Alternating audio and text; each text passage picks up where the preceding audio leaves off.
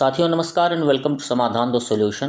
I am doctor Ashok Vijay और आज मैं फिर से एसएससी जीडी 2025 के जीके जीएस और स्टैटिक जीके की बात करूंगा।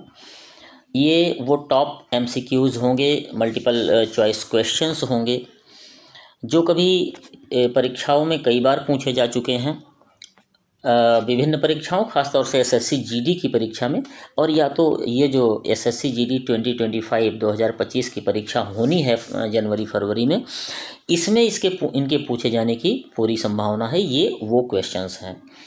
इसमें से प्रीवियस ईयर क्वेश्चंस और नए क्वेश्चंस मिला के एक बहुत ही बढ़िया क्वेश्चंस बनाए गए हैं जो आपके लिए बहुत ही प्रॉफिटेबल होने जा रहा है। इसलिए इसको पूरा ध्यान से देखिए और पूरी वीडियो देखिए।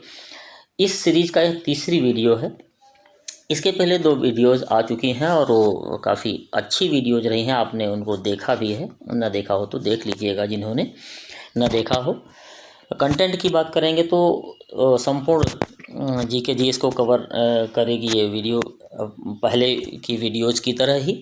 इसमें history, geography, polity, economy, science and technology, खेल खिलाड़ी, प्रमुख दिवस, व्यक्तित्व, फोक डांसेस होंगे, पुरस्कार यानी अवार्ड्स होंगे, त्यौहार और मेले होंगे, प्रोग्राम्स एंड प्लान्स जो हैं गवर्नमेंट की वो होंगी, प्रमुख संस्थान खास तौर से जो इंटरनेशनल संस्थान हैं जैसे IMF, वर्ल्ड बैंक इत्यादि, यूनेस्को, इनके बारे में पूछा जाता है। इनका कब जो है स्थापना इनकी कब हुई और ये इनका हेडक्वार्टर्स कहाँ है। तो इस तरह से जनगणना, राजधानी देशों की और मुद्राएं, इन पर प्रश्न बनते हैं। ये सारे क्वेश्चंस इसमें शामिल किए गए। करंट अफेयर्स भी इसके भी क्वेश्चंस होंगे। भारत और विश्व में प्रथम, पुस्तकें एवं लेखक से लगातार प्रश्न जीडी में आते रहे हैं, प्रमुख चक्रवातों से, और इसके अलावा भी क्वेश्चंस होंगे। तो एक संपूर्ण जीके की वीडियो होगी, इसलिए बहुत ध्यान से देखिए। प्रारंभ करते हैं। आइए, पहला प्रश्न है, नचिकेता आख्यान किस उपनिषद में मिलता है? Nachiketa narrative is found in which Upanishad? तो ऑप्शंस हैं कठोपनिषद, छांदोग्य उपनिषद, मुंडकोपनिषद और केन उपनिषद। तो नचिकेता आख्यान यम नचिकेता का जो संवाद हुआ है ये कठोपनिषद में है। So option number A is the right answer. Kathopanishad, Yama और नचिकेता का इसमें संवाद दिखाया गया है। याज्ञवल्क्य और गार्गी संवाद, ये देखिए, ये जो वैदिक काल से संबंधित प्रश्न आते हैं इसमें संवादों का बड़ा महत्व है और ये प्रश्न बनते हैं। तो याज्ञवल्क्य और गार्गी का संवाद जो है ये बृहदारण्यक उपनिषद में है। सत्यमेव जयते बहुत बार प्रश्न आया है, मुंडकोपनिषद में है ये। 3 आश्रमों की बात, अद्वैतवाद की बात, बुद्ध के 4 आर्य सत्यों की बात, महावीर के जियो और जीर्णोदय इस थ्योरी की बात छांदोग्य उपनिषद में मिलती है। वेद त्रयी यदि बात करें, वैसे तो 4 वेद हैं, लेकिन वेद त्रयी में ऋग्वेद, सामवेद और यजुर्वेद आते हैं, इससे अथर्ववेद इसमें नहीं है। अयोध्या की बात करें, इस पर बहुत इस समय चर्चा में रहता है यह अयोध्या, जब से श्री राम मंदिर बना है। तो अयोध्या की यदि बात करेंगे तो इसका सर्वप्रथम उल्लेख जो है वो अथर्ववेद में मिलता है। गायत्री मंत्र, विष्णु वर्ण, गायत्री मंत्र बहुत बार आया है परीक्षा में, इसको याद रखिएगा। तो वो गायत्री मंत्र, विष्णु का नाम, वर्ण शब्द का उल्लेख, ये तीनों चीज़ ऋग्वेद में हुए हैं, पहली बार मिलते हैं। और देखिए ये सारी चीज़ें अथर्ववेद में कौन कौन सी चीज़ें मिलती हैं? इतिहास, गणित, विज्ञान, समाजशास्त्र, कृषि विज्ञान और आयुर्वेद, ये सारी चीज़ें, इनका जो ब्यौरा अथर्ववेद में मिलता है। मोक्ष का उल्लेख पहली बार उपनिषदों में मिलता है। ये प्रश्न आया हुआ है कि वेदों में मिलता है कि उपनिषदों में, तो आप बताएंगे उपनिषदों में। प्रजापति की 2 पुत्रियां हैं, ये सभा हैं और सभा और समिति हैं। ये 2 पुत्रियां प्रजापति की कही जाती हैं वैदिक काल की। और उपनिषद जो हैं ये क्या हैं? ये वैदिक साहित्य के अंतिम भाग हैं, इसीलिए इन्हें क्या कहा जाता है? वेदांत कहा जाता है। तो उपनिषदों का एक नाम वेदांत है, यानी वेदों का अंत जहाँ होता है, यानी वैदिक काल के अंतिम भाग ये कहे जाते हैं, उसके निष्कर्ष भी कहे जाते हैं। तो आपने एक प्रश्न पढ़ा और उसके सापेक्ष आपको कम से कम 10 से 15 प्रश्नों के उत्तर यहाँ मिल रहे हैं। और ये वो प्रश्न है जो या तो परीक्षाओं में, ये पॉइंट्स जो हैं ये सब प्रश्न हैं जो या तो परीक्षा में पूछे जा चुके हैं, और या तो इनकी पूरी संभावना पूछे जाने की है इस परीक्षा में जीडी की। आपको यदि ठीक लग रहा हो तो लाइक ज़रूर कर दीजिएगा वीडियो को, और समाधान द सॉल्यूशन को सब्सक्राइब कर लीजिएगा। वीडियोज महत्वपूर्ण है। दूसरा नंबर प्रश्न है, संविधान की आत्मा किसे कहा जाता है? What is called the soul of the constitution? तो क्या ये उद्देशिका है? Yes, option number A is the right answer. ये उद्देशिका यानी प्रेम्बल है। इसको संविधान की सोल कहते हैं, आत्मा कहा जाता है। आप देखेंगे संविधान की जो उद्देशिका है इसका महत्वपूर्ण भाग यहीं से शुरू होता है। हम भारत के लोग, we the people of India, यहाँ से शुरू होता है। भारत को एक संपूर्ण प्रभुत्व संपन्न लोक समाजवादी पंथनिरपेक्ष लोकतंत्रात्मक गणराज्य। देखिए भैया, इसको आप एक दो बार पढ़ लीजिए।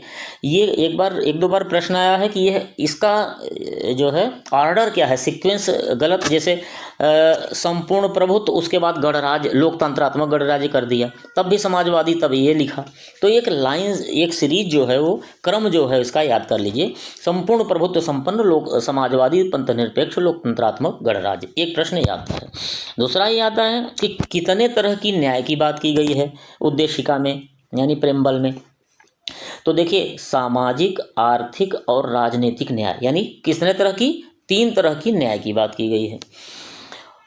उसके बाद देखिए, कितने तरह की स्वतंत्रता की बात की गई, ये प्रश्न आता है। तो विचार, अभिव्यक्ति, विश्वास, धर्म और उपासना, ये 5 तरह के उपासना की बात, स्वतंत्रता की बात की गई है। और कितने तरह की समता की बात की गई, ये भी प्रश्न आता है। तो आप बताएंगे प्रतिष्ठा और अवसर की समानता, यानी 2 तरह के समता की बात की गई है। तो ये प्रश्न याद रखिए, इसको आप डिटेल में व्याख्या में देख भी लेंगे। देखिए, ये थी प्रेम्बल, संविधान की आत्मा। के.एम. मुंशी ने राजनीतिक जन्मपत्री कहा इसको, यानी उद्देशिका को, संविधान की उद्देशिका को राजनीतिक जन्मपत्री कहा किसने? के.एम. मुंशी ने। Doctor B R. अम्बेडकर ने संविधान की आत्मा किसको कहा? प्रेम्बल को नहीं, बल्कि संवैधानिक उपचारों का अधिकार जो अनुच्छेद 32 में है, उसको डॉक्टर अम्बेडकर ने संविधान की आत्मा कहा। और खूब इंपॉर्टेंट प्रश्न है, बहुत बार पूछा गया है। प्रस्तावना की शब्दावली जो है इसको याद रखिए, जो अभी हमने चर्चा की, संपूर्ण प्रभुत्व संपन्न समाजवादी पंथनिरपेक्ष लोकतंत्रात्मक गणराज्य, इसका क्रम याद रखिए, सीक्वेंस। 2 तरह की समानता है, प्रतिष्ठा और अवसर, जो कि आप प्रेम्बल में देख चुके हैं। 3 तरह का न्याय, 5 तरह की स्वतंत्रता। और प्रस्तावना का जो विचार है, यदि इसकी यानी प्रेम्बल का उद्देशिका का, तो इसकी बात करें तो यूएसए से लिया गया है, और भाषा जो है इस प्रस्तावना की ऑस्ट्रेलिया से ली गई है। तो भैया, ये इंपॉर्टेंट पॉइंट्स हैं और ये सब प्रश्न हैं, इसलिए ध्यान से पढ़ लीजिए, 1 बार, 2 बार, 3 बार। नेक्स्ट, तीसरा प्रश्न है, विश्व बाघ दिवस कब मनाया जाता है? When is world tiger day celebrated? तो बाघ दिवस जो है वो मनाया जाएगा 29 जुलाई को। So option number C is the right answer, बाघ दिवस 29 जुलाई। अब देखिए, जुलाई में पड़ने वाले सारे दिवसों को देख लीजिए। मैं प्रयास करूंगा कि हर वीडियो में एक एक महीने के जो है दिवस आपको बताऊं, तो कुल मिला के 12 महीने हैं, तो आपका वीडियोज़ में सारे कवर हो जाएंगे। तो 29 जुलाई को तो विश्व बाघ दिवस हुआ। और जुलाई की बात करें, जो जुलाई में दिवस पढ़ते हैं, तो उसमें सबसे महत्वपूर्ण आता है चिकित्सक दिवस। और ये प्रश्न आता है किसके जन्मदिन पर ये पड़ता है? तो आप बताएंगे डॉक्टर विधान चंद्र राय के जन्म दिवस पर, ये होता है 1 जुलाई को। विश्व जनसंख्या दिवस 11 जुलाई को। अंतर्राष्ट्रीय मलाला दिवस जो है 12 जुलाई को। विश्व सर्प दिवस 16 जुलाई। अंतर्राष्ट्रीय मस्तिष्क दिवस 22 जुलाई। और कारगिल स्मृति दिवस 26 जुलाई को पड़ता है। इन दिवसों को याद रखिए, इनसे प्रश्न बनते ही हैं। नेक्स्ट, चौथा प्रश्न है, नदी का जल प्रदूषण मापा जाता है जल में घुली हुई किससे? जल में क्या घुली हुई उससे मापा जाता है? क्या क्लोरीन की मात्रा, ऑक्सीजन की, नाइट्रोजन की मात्रा या ओजोन की मात्रा? तो जल में ऑक्सीजन की जो घुली हुई मात्रा है, उससे जो है ऑक्सीजन की घुली हुई मात्रा से पता लगाया जाता है कि जल का, नदी के जल का प्रदूषण कितना है। तो अधिक ऑक्सीजन जितनी ही ज़्यादा अधिक होगी उतना ही प्रदूषण कम होगा। और ऑक्सीजन की मात्रा कम निकलेगी नदी के जल में तो प्रदूषण अधिक माना जाएगा। इस तरह से, यानी दोनों में उल्टा संबंध है, प्रदूषण और ऑक्सीजन की मात्रा में। जल प्रदूषण की मात्रा का मापन जो है बीओडी से होता है, और इसको कहते हैं बायोलॉजिकल ऑक्सीजन डिमांड। वायु प्रदूषण का संकेतक जो है लाइकेन होता है। ये कवक और शैवाल दोनों को मिला के बनता है। और अधिक प्रदूषण होने पर ये मर जाते हैं, लाइकेन खत्म हो जाते हैं। तो अब ये खत्म होंगे तो ये पता चलेगा कि प्रदूषण वायु में बहुत ज़्यादा है, इसलिए ये संकेत देते हैं कि प्रदूषण कितना ज़्यादा या कम है। ध्वनि प्रदूषण के मापन की इकाई डेसिबल होता है और मनुष्य की जो सुनने की क्षमता है 80 डेसिबल होता है, इससे ज़्यादा हानिकारक हो जाती है। रिंगलमैन स्केल जो है ये धुआं की घनत्व का मापन करता है। यूरो नॉर्म क्या है, या आप बता पाएंगे? वाहनों से निकलने वाली हानिप्रद गैसों को नियंत्रित करने के लिए नॉर्म बनाया गया है। मानव जनित पर्यावरण प्रदूषण को एंथ्रोपोजेनिक प्रदूषण कहते हैं। एंथ्रोपोजेनिक प्रदूषण, ये मानव द्वारा जो प्रदूषण फैलाया जाता है, प्राकृतिक अलग, मानव का द्वारा अलग। अम्ल वर्षा यानी एसिड रेन का कारण क्या होता है? नाइट्रोजन के ऑक्साइड एवं सल्फर डाइऑक्साइड के प्रदूषण। इन प्रदूषणों से अम्ल वर्षा यानी एसिड रेन बनती है। और सर्वाधिक अम्ल वर्षा की बात करें तो नॉर्वे, आइसलैंड और स्वीडन में होती है, इन देशों में। तो इस तरह से आप देख रहे हैं कि महत्वपूर्ण पॉइंट्स और ये क्वेश्चंस हैं, इनको बहुत ध्यान से देख लीजिए। 5वां प्रश्न है, मोहम्मद गोरी ने भारत में प्रथम आक्रमण कहाँ किया था? Where did Mohammad Ghori first attack India? तो क्या लाहौर में, सरहिंद में, मुल्तान में या सिंध में? तो मोहम्मद गोरी जो था इसने सबसे पहले मुल्तान में पश्चिम उत्तर से ही प्रारंभ किया आक्रमण करना। तो 1175 में मुल्तान में आक्रमण करता है। 1178 में गुजरात में आक्रमण किया। उस समय चालुक्य शासक भीम द्वितीय, जिसको मूलराज द्वितीय भी कहा जाता है, उसको हरा दिया। ये मूलराज द्वितीय से हारा था, यानी भीम द्वितीय जो था यानी मूलराज द्वितीय, इसने गुजरात में गोरी को हरा दिया था, ये ध्यान दीजिएगा। और गोरी की यह भारत में पहली पराजय थी। तराइन का जो प्रथम युद्ध हुआ तो 1191 में हुआ, और यह पृथ्वीराज चौहान ने, यानी जिसको पृथ्वीराज तृतीय भी कहा जाता है, ये ध्यान दीजिएगा, पृथ्वीराज चौहान पृथ्वीराज तृतीय है, और इसने हरा दिया था मोहम्मद गोरी को तराइन के प्रथम युद्ध में, जो 1191 में हुआ। और ठीक अगले साल द्वितीय युद्ध हुआ तराइन का 1192 में, लेकिन उल्टा परिणाम रहा और गोरी ने चौहान को हरा दिया था और उत्तर भारत उसने जीत लिया इस तरह से। अब उसके बाद चंदावर, जो कि इटावा के पास है वर्तमान में, यह 1194 में युद्ध हुआ और गोरी ने जयचंदों को हराया, और यह वही जयचंद है जिसने जो है गोरी का साथ दिया था पृथ्वीराज को हराने में। और कहा जाता है कि यदि जयचंद ने गुप्त बातें न बताई होती उसकी, चौहान की जो है गोरी को, और गोरी की मदद न की होती, तो शायद तुर्कों का शासन यहाँ न हो पाता भारत में। इसीलिए कोई यदि धोखा देता है उसको कहते हैं जयचंद है, तभी से। दिल्ली का प्रथम मुस्लिम शासक कुतुबुद्दीन ऐबक था, ये गोरी का गुलाम था। तुर्क राज्य यानी गुलाम वंश का संस्थापक भी इसी को कहा जाता है। और लेकिन इसने जो है लाहौर से शासन किया था, इसलिए दिल्ली का प्रथम शासक इसको नहीं कहा जाता। गुलाम वंश और दिल्ली सल्तनत का वास्तविक संस्थापक इसीलिए इल्तुतमिश को कहा जाता है, क्योंकि इसने दिल्ली में राजधानी प्रारंभ की थी। तो इतने महत्वपूर्ण क्वेश्चंस आपको याद रखने पड़ेंगे, और तब आप समझ लीजिए कि आपके क्वेश्चंस गलत नहीं होंगे। नेक्स्ट है 6th क्वेश्चन, किसके शासनकाल में स्थायी बंदोबस्त यानी परमानेंट सेटलमेंट हुआ? तो this man Lord Cornwallis, option number B सही उत्तर है। 1793 में कॉर्नवालिस के समय में जमींदारी प्रथा या इस्तमरारी बस्तोबंद का प्रारंभ हुआ, और इसी को स्थायी बंदोबस्त या परमानेंट सेटलमेंट कहते हैं। रैयतवाड़ी प्रथा टॉमस मुनरो के समय हुई 1802 में मद्रास, मुंबई और असम के क्षेत्रों में। महालवाड़ी बंदोबस्त यानी प्रथा हॉल्ट मैकेंजी के समय में हुई। Indian penal code, civil procedure code, criminal procedure code, ये कोड्स जो है ये कैनिंग के शासनकाल में हुई। अब आप देखिए कि कॉर्नवालिस की बात कर रहे हैं, तो कुछ और जो हमारे यहाँ गवर्नर जनरल से थे, तो उनके शासनकाल में क्या खास बातें हुई उसको आप याद रखिए, क्योंकि ये परीक्षा में आते हैं।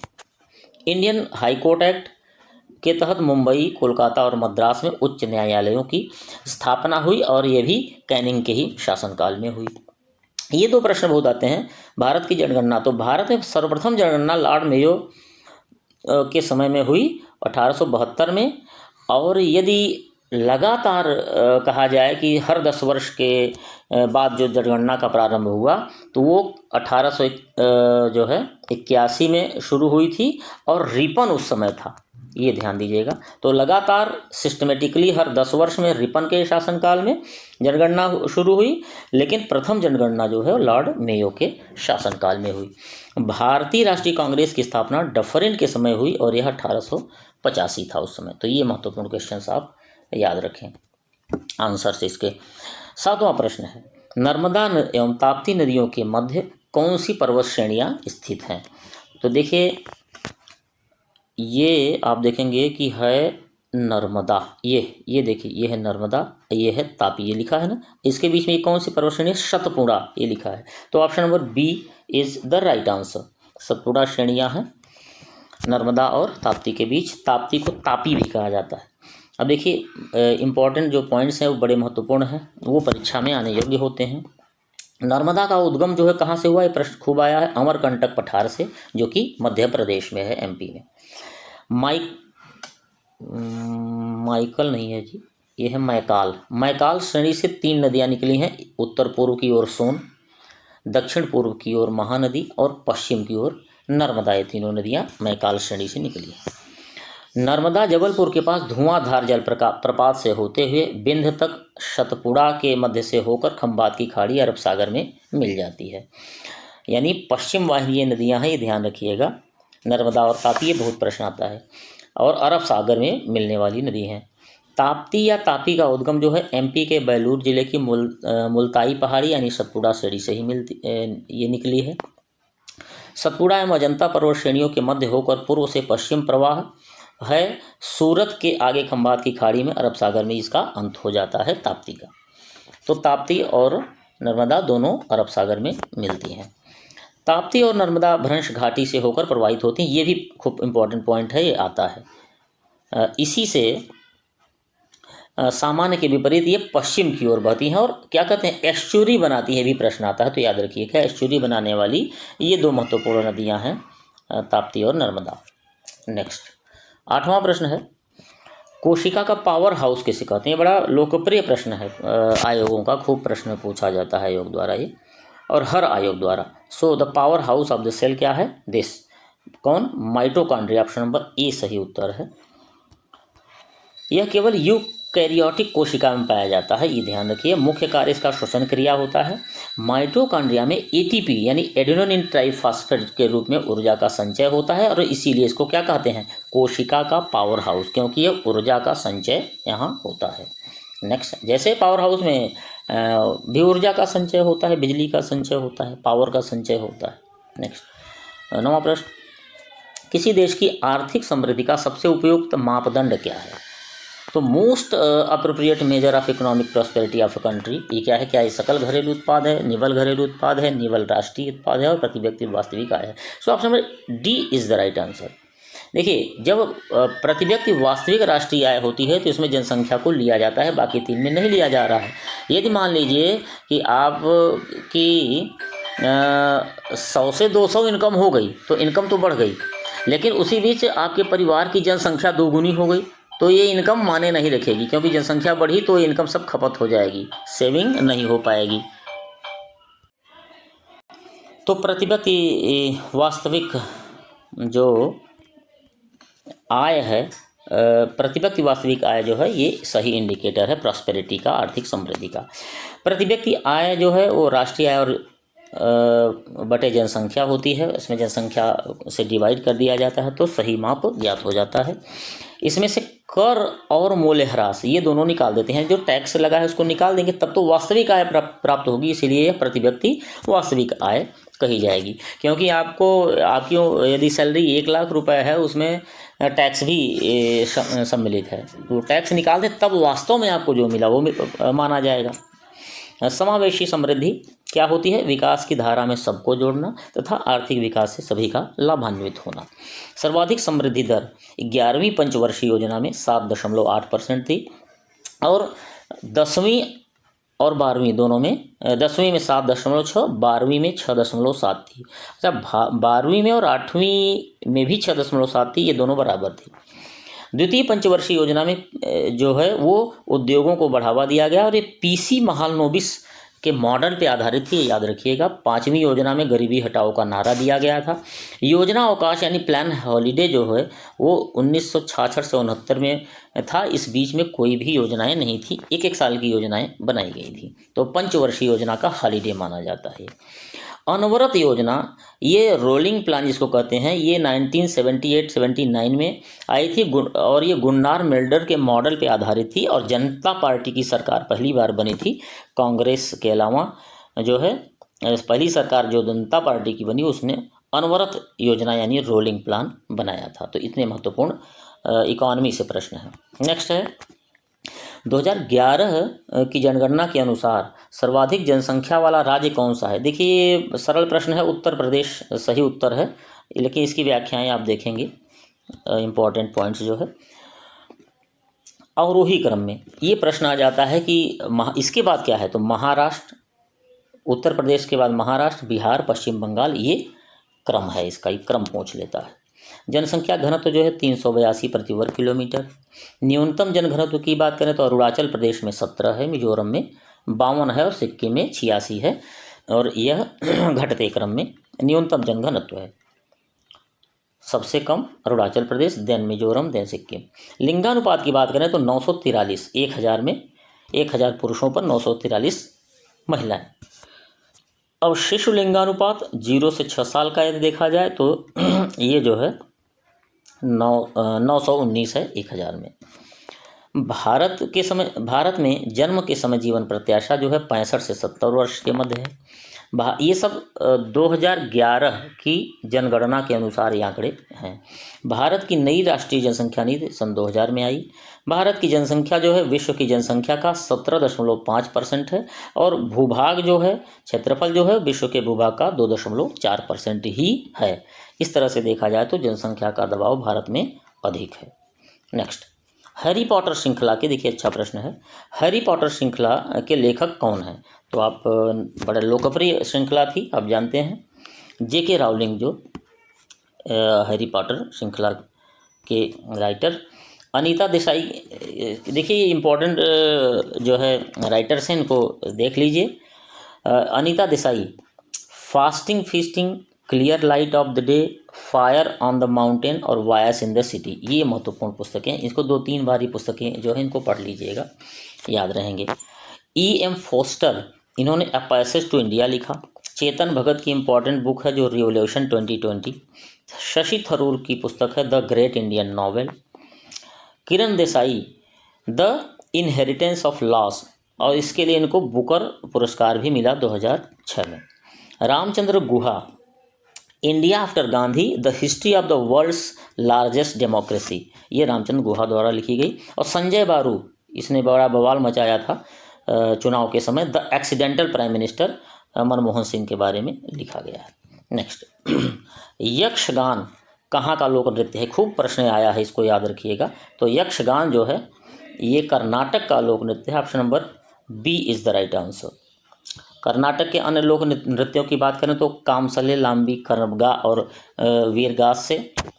केरल की बात करें तो बहुत ही महत्वपूर्ण है कथकली है, ये क्लासिकल है, फोक डांस नहीं है। मोहिनी अट्टम, ये भी क्लासिकल है। उसके बाद बाकी फोक डांस, कालीकट्टम है, ओट्टम, थुलाल और पादयानी, ये केरल के फोक डांसेस हैं। महाराष्ट्र में लावड़ी और तमाशा, याद कर लीजिए, बहुत प्रश्न आया है। लेजम, नकटा भी महत्वपूर्ण है, गौरीचा और कोहली। गुजरात में भवई, गरबा, डांडिया और टिप्पानी, ये सब प्रश्न आए हुए हैं, तो इनको याद रखिएगा। जुरियन, लास्या और पढ़िहारी। देखिए अलग अलग क्लासेस में मैं प्रयास करूंगा कि जैसे आज 4-5 ये कवर हो गए हैं, 4-5 राज्यों के लोक नृत्य, तो ऐसे ही अलग अलग क्लासेस में मैं इसको कवर पूरा करने का प्रयास करूंगा। 13वां प्रश्न है, आयुष का पूर्ण नाम क्या है। आयुष मंत्रालय एक बनाया गया है इसलिए, तो आयुष का पूर्ण नाम में क्या नहीं है, क्या मिसिंग है इसमें। तो आयुर्वेद तो ए से है, वाई से योगा भी है, यू से यूनानी है, और शुद्ध, एस से शुद्ध नहीं होता, ऑप्शन नंबर डी ही ये गलत है, शुद्ध नहीं होगा, so D is the right answer. शुद्ध नहीं है, बल्कि क्या है, ये है सिद्ध। क्या है, सिद्ध, SIDD, सिद्ध। सो ये सिद्धा है लास्ट वाला, सिद्ध यानी आयुष यानी आयुर्वेदा, योगा एंड नेचुरोपैथी दूसरा है, फिर यूनानी, सिद्धा एंड होम्योपैथी। ICBM यानी इंटर कॉन्टिनेंटल बैलिस्टिक मिसाइल है। वीवीपैट ये यूज होती है कहाँ, इलेक्ट्रॉनिक वोटिंग मशीन में वीवीपैट, जिसमें पर्ची निकलती है, तो water verified paper audit trail. तो ये इसको आप करेक्ट कर लीजिए। ये है वोटर, वोट जो देता है तो उस वोटर के लिए है, वेरिफिकेशन के लिए पेपर ऑडिट ट्रेल। स्वयं study waves of active learning for young aspiring minds, ये है स्वयं जो है, इसके तहत जो यंग बच्चे हैं उनके लिए सुविधाएं मिलती हैं। SCO Shanghai cooperation organisation. Aditya L1 जो है, जो सूर्य पर गया था यान, इसमें L1 क्या है, ये है यल जो है एक लैंग्रेजियन पॉइंट है, L से इसका नाम है, इसको ये आ सकता है, अभी हाल ही में चर्चा में था। नासा का पूरा नाम है national aeronautics and space administration. Geo tagging वगैरह जो होती है, तो ये क्या है, जियो स्टेशनरी इक्वेटोरियल ऑर्बिट, ये है जियो का पूरा नाम।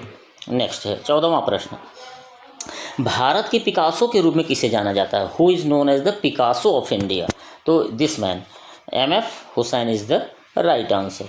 ये भारत के पिकासो हैं, जैसे पिकासो बहुत बड़े चित्रकार रहे हैं, वैसे भारत में MF हुसैन। भारत के बिस्मार्क, अब देखिए ये उपनाम बहुत महत्वपूर्ण है, भारत के बिस्मार्क ये कौन है, सरदार वल्लभ भाई पटेल। आप ये बहुत प्रश्न आया है, इसको याद रखिए। आधुनिक भारत की मीरा महादेवी वर्मा, भारत कोकिला ये तो जानते हैं आप, सरोजिनी नायडू। भारत का तोता अमीर खुसरो, भारत के मिल्कमैन वर्गीज कुरियन, भांगड़ा का राजकुमार सुखवीर सिंह, आंध्र केसरी ट्री प्रकाशम और बिहार केसरी श्री कृष्ण सिंह। इतने महत्वपूर्ण उपनाम आपको याद रखने हैं। नेक्स्ट है भरहुत स्तूप कहाँ है, ये प्रश्न अच्छा है। भरहुत स्तूप की बात करेंगे, दिस इज लोकेटेड इन कहाँ, Madhya Pradesh, option number C is the right answer. आइए कुछ और चीज़ें देखें। पंचमहल कहाँ है, ये फतेहपुर सीकरी उत्तर प्रदेश में है। स्टैचू ऑफ यूनिटी ये केवड़िया गुजरात में है, सरदार पटेल की सबसे ऊंची मूर्ति भारत की। नाहरगढ़ किला, विजय स्तंभ, रानी की वाव ये राजस्थान में है। बारबरा की गुफाएं ये बिहार में है। सालार जंग संग्रहालय हैदराबाद में है। राजघाट स्मारक दिल्ली में है, और ये राजघाट दिल्ली में हो गया।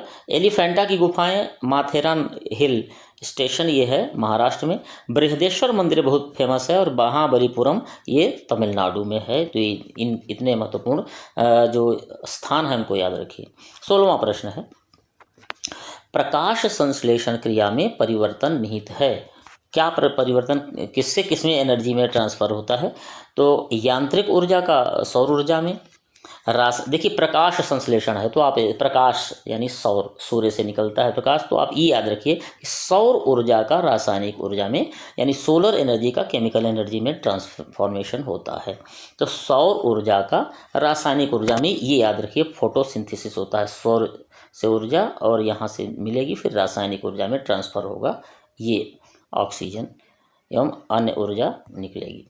नेक्स्ट है, भारत का पहला भूमिगत संग्रहालय किस शहर में शुरू किया गया है। पहला फर्स्ट अंडरग्राउंड म्यूजियम ये कहाँ शुरू किया गया है, तो this is in the capital Delhi में, और ये राष्ट्रपति भवन में प्रारंभ किया गया है। ये AI आधारित यातायात व्यवस्था प्रारंभ करने वाला प्रथम राज्य जो कहा जाए तो सिक्किम है। AI आधारित ट्रैफिक कंट्रोल व्यवस्था जो है, प्रथम शहरी रोपवे वाराणसी में, याद रखें। सकल पर्यावरण उत्पाद सूचकांक बनाने वाला प्रथम राज्य, तो पर्यावरण उत्पाद जो है सूचकांक जो है सर्वप्रथम किसने बनाया है, उत्तराखंड ने। नेक्स्ट 18वां प्रश्न है, दीवाने कोही किससे संबंधित था, तो ये कृषि से संबंधित था, दीवाने कोही। और इसको दीवाने अमीर कोही भी कहा जाता था। कुछ और शब्दावलियाँ देखिए जो बहुत प्रचलित थी उस समय मध्यकाल में। दीवाने मुस्तक राज ये वित्त विभाग था और कर वसूली से संबंधित था। दीवाने इस्तिहाक ये पेंशन विभाग था। दीवाने अर्ज सैनिकों की भर्ती। दीवाने बंदगान दासों का विभाग। दीवाने खैरात दान का विभाग। कहते हैं बड़ा यहाँ कोई खैरात नहीं मिल रहा यानी दान हो गया। दीवाने विजारत सुल्तान के बाद सबसे महत्वपूर्ण विभाग था ये। विजारत वजीर से संबंधित है, वजीर यानी मंत्री, ये सभी विभागों को देखता था। जैसे मुख्यमंत्री के पास सभी विभागों को देखने की क्षमता है और देखने का अधिकार है, उस तरह से। नेक्स्ट 19वां प्रश्न, अक्टूबर 2024 में मार्क रूट किस संगठन के महासचिव बने हैं, जनरल सेक्रेटरी बने हैं, सेक्रेटरी जनरल बने हैं? क्या यूएनओ, नेटो, ब्रिक्स? और तो देखिए WTO, और इसमें से मार्क रूट जो है ये नेटो के बने हैं। Option number B is the right answer.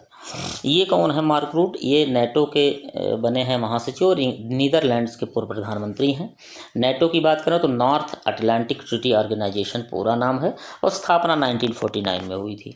उद्देश्य इसका क्या था स्थापना का नेटो का, कि नेटो के किसी भी सदस्य पर यदि हमला कोई करता है देश तो उस सारे सदस्य मिलकर नाटो वाले उस देश पर हमला कर देंगे। ये है कि सैन्य समझौता है। मुख्यालय इसका ब्रुसेल्स बेल्जियम में है और ये यूरोपियन यूनियन का भी हेडक्वार्टर जो है ब्रुसेल्स बेल्जियम में ही है। कुल सदस्य देशों की संख्या 32 है। 31वां फिनलैंड और 32वां स्वीडन। ब्रिक देखिए, जो ब्रिक्स है पहले ब्रिक था, ये 2006 में स्थापित हुआ और उसमें बाद में जो है एस फॉर साउथ अफ्रीका आ गया तो ये हो गया ब्रिक्स और 2009 में हुआ, लेकिन कार्य इसने 2010 से प्रारंभ किया था। यूएनओ की बात करें, संयुक्त राष्ट्र संघ की, यूनाइटेड नेशंस ऑर्गेनाइजेशन की, तो ये 24 अक्टूबर 1945 में बना और G7 की बात करें तो 1975 में बना। इतने महत्वपूर्ण जो सन याद कर लीजिए और इनके हेडक्वार्टर्स। 20वां प्रश्न है, किस देश से होकर भूमध्य रेखा नहीं गुजरती है? इक्वेटर जो है नहीं गुजरती। तो इक्वेटर की बात करेंगे, क्या थाईलैंड, युगांडा, इंडोनेशिया, गैबन? ये थाईलैंड होगा। देखिए ये है इक्वेटर और थाईलैंड है यहाँ, तो यहाँ से नहीं गुजरती। बाकी इसी इक्वेटर के पास से होकर, इन्हीं से होकर इक्वेटर जाती है। और भूमध्य रेखा कुल 13 देशों से होकर जाती है। इनको ये रटना नहीं है, बल्कि एक बार दो बार पढ़ लेंगे तो आपके माइंड में रहेगा। तो इनसे अतिरिक्त कोई भी प्रश्न आता है और प्रश्न ही आएगा कहाँ से नहीं गुजरती, तो आप बता पाएंगे। तो गुजरती कहाँ से है? कोलंबिया, साओ टोम और प्रिंसिप, कांगो गणराज्य, Uganda, Somalia, Indonesia, Ecuador, Brazil, Gabon, Congo लोकतांत्रिक गणराज्य, केन्या, मालदीव और किरिबाती से। इसके अलावा यदि कोई देश रहता है तो समझ लीजिए वही उत्तर होगा। 21वां प्रश्न है। अब ज़्यादा से ज़्यादा 2-3 मिनट में पूरा हो जाएगा ये क्लास। गुणसूत्र में निम्नलिखित में से क्या उपस्थित होते हैं? तो क्रोमोसोम्स में क्या उपस्थित होते हैं? क्या DNA और protein? Yes, this is right answer, option number A, DNA and protein ये उपस्थित होते हैं। गुणसूत्र जो है वो आनुवंशिक लक्षणों के वाहक होते हैं। ये माता पिता से संतान में गुण ले जाते हैं। इसीलिए देखिए कि जैसे माता पिता होते हैं उसी तरह से संतान में भी उनकी जो मुख है, उनकी जो बोली है, जो शैली है चलने की, उठने की, बैठने की हो जाती है। गुणसूत्र मैट्रिक्स और DNA से बना होता है। मैट्रिक्स में धागे के समान एक क्रोमेटिन होता है। जो DNA था हिस्टोन प्रोटीन का बना होता है। तो क्रोमेटिन जो है वो DNA और हिस्टोन प्रोटीन का बना होता है। गुणसूत्रों की संख्या 46 होती है, याद रखिए। 23 जोड़े में होते हैं, 23 दूनी 46। 22 जोड़े स्त्री और पुरुषों में समान होते हैं, जिसको ऑटोसोम्स कहते हैं। लेकिन एक जोड़ा अलग अलग होता है, इसको हेट्रोसोम्स कहते हैं। और यही एक जोड़ा डिफरेंस पैदा करता है और इसी से लिंग निर्धारण होता है कि बच्चा होगा कि लड़का होगा कि लड़की। इस तरह से कुल याद रखिए 46 गुणसूत्र, जिसमें 23 समान होते हैं ऑटोसोम्स और एक जो है अलग होता है हेट्रोसोम्स। 22वां प्रश्न है, किस भारतीय को ओलंपिक ऑर्डर से सम्मानित किया गया है? तो ये गोल्डन बॉय कौन है? ये अभिनव बिंद्रा। ऑप्शन नंबर सी सही उत्तर है। ओलंपिक ऑर्डर से सम्मानित किया गया था इनको। बीजिंग ओलंपिक में स्वर्ण पदक इन्होंने शूटिंग में जीता था। अंतर्राष्ट्रीय ओलंपिक संघ का मुख्यालय की बात करें तो लुसाने स्विट्जरलैंड में है। Boxing, hockey, table tennis, judo और स्विमिंग, इनके भी हेडक्वार्टर्स कहाँ हैं? लुसाने में ही, स्विट्जरलैंड में है।